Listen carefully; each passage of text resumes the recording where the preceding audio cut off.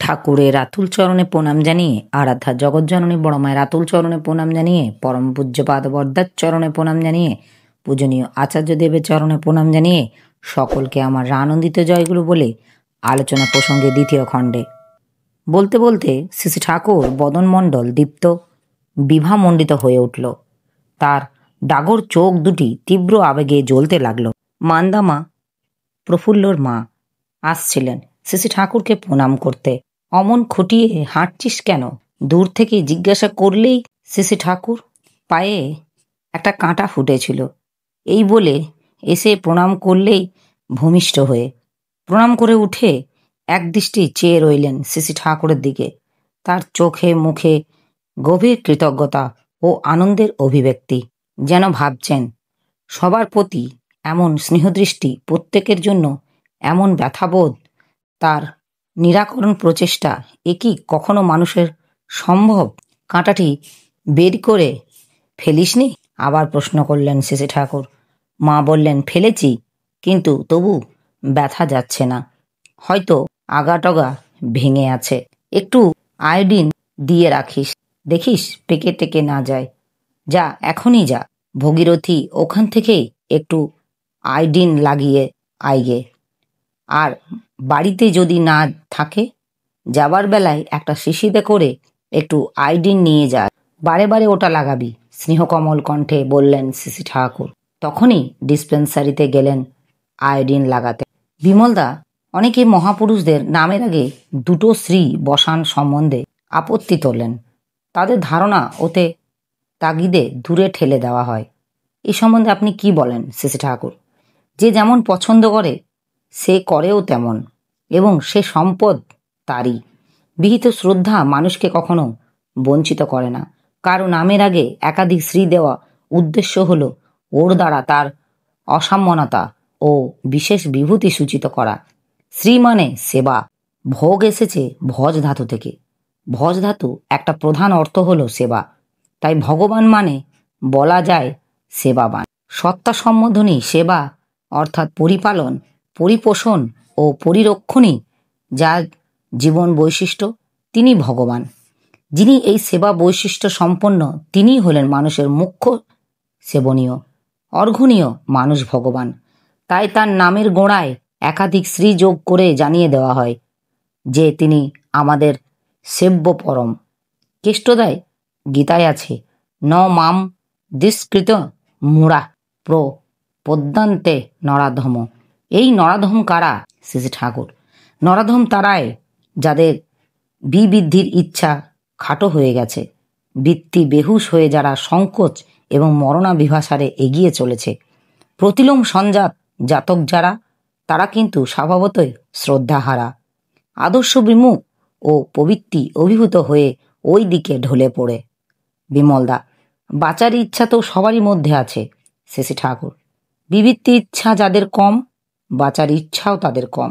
এর বিবৃদ্ধির আকুতি না থাকলে সত্তাও দুর্বল হয়ে পড়ে। বিমলদা, টাকার লোভে যদি কেউ আপনার ভক্ত সাজে? কেষ্টদা কথাটা কেড়ে নিয়ে বললেন, গোড়ায় সেই ভাব নিয়ে আসলে পরে ঠাকুরের স্বার্থান্বিত হয়ে ওঠে। শ্রী শ্রী ঠাকুর, পরিবর্তন হবার নয়, এমন লোকও আছে। আলোর কাছে কতগুলি পোকা আসে আলোর জন্য, আলোতে আত্মাহুতি দিয়ে তারা সুখী। আবার ব্যাঙ, টিকটিকি ইত্যাদি আসে সেই পোকা খেতে। আলোর কোনো লোভ নেই তাদের, তারা আসে আহারের লোভে। ভক্ত সেজে তেমন লোকও আসে যাদের একমাত্র উদ্দেশ্য হলো অন্যান্য ভক্তদের এবং গুরুর সদাশয়তার সুযোগ নেওয়া। অন্য লোভে গুরুতে অনুরক্ত হতে পারে না যারা, দুষ্কৃতি সম্পন্ন লোক তারা। যাদের ভিতরে মাল আছে, তারা বিশেষ কোনো বাসনা কামনা নিয়ে গুরু সান্নিধ্যে আসলেও পরে গুরুতেই আসক্ত হয়ে ওঠে। যেমন হয়েছিল হনুমানের। হনুমানের মনে কত স্বাদ লুকিয়েছিল, আর তার পূরণের আশায় ধরেছিল রামচন্দ্রকে। কিন্তু রামচন্দ্রকে তার এত ভালো লেগে গেল, তাকে খুশি ও সুখী করার স্বাদ তার এত প্রবল হয়ে উঠল যে ব্যক্তিগত সুখ সুবিধা ও উন্নতির আকাঙ্ক্ষা তার তলিয়ে গেল। রামচন্দ্রকে নিয়ে মাতাল হয়ে তাকে নিয়েই কাটিয়ে দিল সারাটা জীবন। আর সে শুধু ভাবের ঘোরে নয়, প্রচণ্ড কর্ম উৎসবের মধ্যে দিয়ে হনুমানের কথা ভাবলেই বুকখানা বড় হয়ে ওঠে। কেষ্টদা, গীতায় আছে, নাহং প্রকাশ সর্বস্ব যোগ মায়া সমাবৃত মূঢ় হয়ং নাভি জানাতি লোক মাম য ব্যায়াম। এই যোগমায়া সমাবৃত মানে বাকি, আর জন্মেও বা তিনি অজ অব্যয় কেমন করে, ব্যাপারটা বুঝতে পারি না। শ্রী ঠাকুর, যোগমায়া সমাবৃত মানে স্ব অনৈশ্রুত বৃত্ত বিধান সম্বন্ধিত। সাধারণ মানুষের মতো তিনিও পুরুষ ও নারীর মধ্যে দিয়েই মানুষ হয়ে উদ্ভূত হয়েছিল। সেদিক দিয়ে অন্য মানুষের সঙ্গে তার কোনো পার্থক্য নেই। তাই প্রবৃত্তি রঙিল যারা, তারা ভাবে তিনিও মানুষ, আমরাও মানুষ, তাতে আমাদিগেতে প্রভেদ কোথায়? সিদ্ধায় বা অলৌকিক তত্ত্বের তাক লাগান চটক যদি বা খুব দেখতে পায়, তাহলে বরং খানিকটা মাথা নেওয়াতে রাজি থাকে। কিন্তু তিনি তো আসেন প্রেমের ঐশ্বর্য নিয়ে, চরিত্রের ঐশ্বর্য নিয়ে, মানুষকে ওই প্রেম ও চরিত্রের অধিকারী করে ধন্য করে তুলতে, মানুষকে অজ্ঞ ও দুর্বল রেখে তাদের সামনে রকমারি ক্ষমতা দেখিয়ে তাদের কাছ থেকে পূজা পাবার লোভ নেই তার। তাই মূঢ় যারা, তাদের কাছে তার বিশেষত্ব ধরা পড়ে না, ওতে একটু সূক্ষ্ম দৃষ্টি লাগে। তিনি যে মানুষ হয়েও অজ অব্যয়, তা আর তারা বুঝতে পারে না। অজ মানে তিনি সব হয়ে আছেন, হয়ে চলেছেন, এ সত্ত্বেও তিনিই আছেন। যা ন্যূনতা, যা ছিলেন, এত সত্ত্বেও তিনিই আছেন। যা ছিলেন আমান, তাই আছেন। নতুনত্ব কিছুই হয়নি, বা যা ছিলেন তা থেকে ন্যূনতাও কিছু ঘটেনি। তাই তিনি জন্মগ্রহণ করেও অজ, অর্থাৎ জন্মেন না, অর্থাৎ দেশ কাল নাম রূপেন অধীন হয়ে জন্মগ্রহণ করবার দরুন স্ফুরতা ও ততত্ব তার কোনো ব্যয় তো ঘটেনি।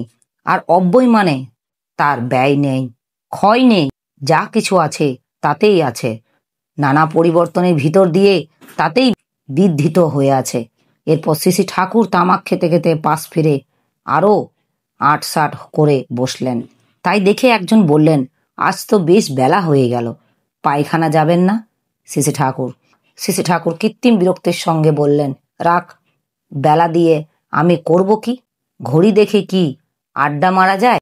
এমন মরশুমে আসর ভেঙে কি ওঠা যায়? ফুর্তির সময় বাগর দিস কেন? আর হাগা পেলে এমনি উঠে পড়বেন। এরপর কেষ্টদা জিজ্ঞাসা করলেন, বহু না জন্ম নামন্তে জ্ঞান বানম মা প্রপদ্যতে বাসুদেব সর্বমিত স মহাত্মা সুদুর্লভ। এর মানে কি শ্রী ঠাকুর? বসুদেবের ছেলে শ্রীকৃষ্ণ রক্ত মাংস সংকুল, এর প্রতীকী যা কিছু সবই, এর বোধই চরমবোধ, তার ভিতর দিয়ে সব প্রকাশিত হয় সংশ্লেষ ও বিশ্লেষণ সহ মানুষের সমগ্র আবেগ এবং ভাবানুকম্পিতা কর্ম ও যুক্তি নিয়ে, আর তা আবার তাদের সার্থক হয়ে ওঠে। আমি যদি মাকে তেমন ভালোবাসি, তবে দুনিয়ার যা দেখি তা দেখেই মনে হতে থাকে মার শরীরটা যে উপাদান দিয়ে গড়া, মার গা যা রক্ত মাংস অস্থি চর্ম তার ঢলঢল মুখখানি হয়ে বিরাজ করেছে, তাই তো এখানে অন্য রূপ নিয়ে দাঁড়িয়ে আছে। একই উপাদান সামগ্রী নানা রূপান্তরের মধ্যে দিয়ে কোথায় কিভাবে কোন বৈশিষ্ট্য নিয়ে ফুটে আছে, একই বহুতে পর্যবেসিত হয়েছে কি করে, একই বহুতে আছে কোথায় কেমন করে, এ বোধ মানুষের ভিতরে গজায় না। যদি এমনতর সত্তাপ্লাবী সর্বগ্রাসী প্রীতি কোনো উপযুক্ত শ্রেয় কেন্দ্রিত না হয়, মার প্রতি যদি অমন টান হয়, তখন সব তাতেই মার স্ফুরণ হতে থাকে। তখন প্রত্যয় আসে, অনুভূতি আসে, মাই ভগবতী। তবে বস্তুগুণ চায়, তাই সদ্গুরুর প্রয়োজন হয়, যাতে সব কিছু জাগ্রত দীপনা নিয়ে জাগরুক। তাতে তেমন অনুরাগ থাকলে একটা গাছ দেখলেও মনে হয় গাছটা ঠাকুরের এক মূর্তি। শোনা, ধারণা আরোপ করা কিন্তু হবে না, টানের তোড়ে সহজ বোধ ফুটে ওঠে। বস্তু, তত্ত্ব, ভাব, গুণ, রূপ, স্বাদ, গন্ধ, স্পর্শ সব কিছুই অমৃত সঙ্গীত নিয়ে। যা কিছু দৃশ্য বস্তু তার স্মৃতির উদ্রেক করে। তখন সে ওই বোধে দাঁড়ায়, বস্তু জগৎকে সত্যি করে দেখতে পারে, জানতে পারে, বুঝতে পারে, প্রতিটি যা কিছুর বৈশিষ্ট্য সহ। আর আগেই কিছু জানা হয় না। সামগ্রিক সঙ্গতি নিয়ে শ্রী শ্রী ঠাকুরকে আবার তামাক দেওয়া হলো।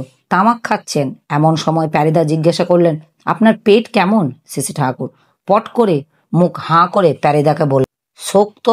প্যারিদা শুঁকলেন। শ্রী শ্রী ঠাকুর, গন্ধ আছে নাকি? প্যারিদা, না। শ্রী শ্রী ঠাকুর, তাহলে পেট ভালো আছে, হজম ঠিক হচ্ছে, কথা আজ আর ফুরাচ্ছে না। রোদ উঠে গেছে, আশ্রম প্রাঙ্গণে লোকজন আনাগোনা শুরু হয়েছে, তবু কথা চলছেই। ভক্তবৃন্দ প্রিয়তমকে কেন্দ্র করে মধু মহোৎসবের মতো মেতে উঠেছেন। এই উপভোগের আসরে, আনন্দের আসরে সবাই তন্ময়। চারিদিকে কোথায় কি ঘটছে কোন দিকে খেয়াল নেই কারো। এই পড়লো পড়লো, ধর ধর বলে হঠাৎ ব্যাকুল কণ্ঠে চিৎকার করে উঠলেন শ্রী শ্রী ঠাকুর। তখন থতমত খেয়ে কয়েকজন তাড়াতাড়ি উঠে এদিকে ওদিকে চাইতে দেখতে পেলেন একটা ছোট্ট ছেলে বাঁধের শেষ সীমানায় গিয়ে দাঁড়িয়েছে। পড়ে যায় আর কি। তাড়াতাড়ি গিয়ে তাকে ধরে আনা হলো। ছেলেটির মা তখন এগিয়ে এসে তাকে কোলে তুলে নিলেন। শ্রী শ্রী ঠাকুর স্নেহকমল ভৎসনার সুরে বললেন, ছাওয়াল পাওয়ালের উপর যে নজর রাখিস না, এটা ভালো নয়। কোন সময় কোন বিপদ ঘটে তার কি ঠিক আছে? তাই সব সময় সাবধান থাকা লাগে। সব দিকে নজর যদি না থাকে তাহলে ভালো মাও হওয়া যায় না, ভালো গিন্নিও হওয়া যায় না। সংসারটা তোদের হাতের উপর, স্বামী পুত্রের জীবনের মালিক তোরা। তাই প্রতি পদক্ষেপে তোদের হুঁশিয়ার হয়ে চলা লাগে। তোরা যদি চৌকস হোস, তুখোড় হোস, ছাওয়াল পাওয়ালও তোদের দেখে শিখবে, মানুষ হবে তারা। আবার তোরা যদি ঢিলে হয়ে চলিস, তোদের দৈনন্দিন আচরণ যদি সুশিক্ষার ছাপ ফুটে না ওঠে, ওরাও বরবাদ যাবে। শিক্ষা মানে কিন্তু কতগুলি বই পড়া নয়। চাল চলন যদি দুরস্ত না হয়, হাতে কলমে যদি চৌকস না হয়, তবে পুঁথি পড়ার কোনো দাম নেই। উপযুক্ত মা, উপযুক্ত শাশুড়ি কিংবা তৎস্থানীয় যারা, তারাই হলো মেয়েদের বউদের সেরা শিক্ষক। এরপর তামাক খেতে খেতে শ্রী ঠাকুর বললেন, আমার বুকের মধ্যে এখনো কেমন করছে। ছেলেটা যদি ওখান থেকে পড়ে যেত। একটু পরে কেষ্টদা জিজ্ঞাসা করলেন, গীতায় আছে তেসা জ্ঞানী নিত্যযুক্ত এক ভক্তি বিশ্বসেতে, কথাটার মানে কি? শ্রী ঠাকুর, এক ভক্ত না হলে হবে না, 25 ঠাকুর করলেই মুশকিল। বহু নৈষ্ঠিক যারা, তাদের জীবনে কোনো সঙ্গতি থাকে না, তারা আস্তে আস্তে পাগলাটে হয়ে ওঠে। বহু নৈষ্ঠিক মানে মূলত আর কিছুতেই নিষ্ঠা নেই, নিষ্ঠা আছে রকমারি প্রবৃত্তি স্বার্থে। তাই আত্মনিয়ন্ত্রণ বলে জিনিসটা তাদের জীবনে ঘটে ওঠে না, ফলে অভিজ্ঞতা বা জ্ঞানের উন্মেষ হয় না। ভক্তি ছাড়া একানুরক্তি, জ্ঞান ছাড়া ফোটে না। একটা দাঁড়িয়ে যে দুনিয়াটাকে দেখে, একের জন্য যে ভাবে, বলে, করে, তারই স্বার্থান্বিত হয়। তার বোধ ও ব্যক্তিত্বের মধ্যে একটা অম্বয়ী সংহত বিন্যাস ফুটে ওঠে। কোনটি কি এবং কেমন করে কিভাবে প্রিয় স্বার্থে সার্থক করা তোলা যায়, সে সম্বন্ধে তার হুঁশ থাকে। আবার বিভিন্ন বস্তু ও বিষয়ের সঙ্গে সম্পর্ক কি, কেমন তোর পারপার্শ্বিক সমাবেশের ভিতর দিয়ে প্রত্যেকটার পরিপূর্ণ করে তোলা যায়, এতে গড়ে যাবতীয় যা কিছুকে কেমন করে প্রিয়ের পরিবেশে ও নিজের সত্তা সম্বর্ধনী করে তোলা যায়, অনুরাগ সম্বন্ধিত বাস্তব চিন্তা ও কর্মের ভিতর দিয়ে ওই বোধ সে আয়ত্ত করে ফেলে। সে বোঝে, জানে, সমগ্র সত্তা দিয়ে ফল কথা তার চরিত্রের অমন হয়ে ওঠে। একেই বলে জ্ঞান। ভক্তি ছাড়া, এক ভক্তি ছাড়া ওই জ্ঞানের দরজা খোলে না। এক ভক্তি যার আছে, তাকে যে কোনো প্রতিকূল অবস্থার মধ্যেই ফেলে না কেন, সে তার মধ্যে দিয়েই কেটে বেরিয়ে আসবে। তার জ্ঞানের নাড়ি হয় টনটনে। কথায় বলে, প্রহ্লাদ মর্কা ছেলে, তার মানে সে আগুনে, জলে, পাহাড়ে, পর্বতে এবং অন্তরিক্ষে কোথাও ডরায় না। নব নব উন্মেষশালিনী বুদ্ধি ও প্রবল ইচ্ছা শক্তি সব অবস্থায় তাকে জয়ী করে তোলে। সে হত হয় না, নষ্ট পায় না সহজে। দ্বৈত যে, বাঞ্ছিত যে, তার জন্য বেঁচে থাকা, তার সেবায় ব্যাপৃত থাকার তীব্র লালসা তাকে পেয়ে বসে। ওই লালসায় অমৃত লালসা। অমৃতকে উপভোগ করে সে দুনিয়াদারির সব আবিল্যের মধ্যে থেকেও। তাই ভক্তির চাইতে বড় কামনার বস্তু আর নেই। কিছু মানুষের ওতে এক ঢিলে সব পাখি মারা হয়, সব কিছুর ওর বেড়ের মধ্যেই পড়ে, নইলে আর যা কিছু চাইতে যাক মানুষ তাতে অনেক কিছু ছুট যায়। উপভোগও সার্থকতার খাঁকতি থাকে মানুষের। উপস্থিত দাদা, ভাই, বোন, মায়েদের আমার রানন্দিত জয় গুরু।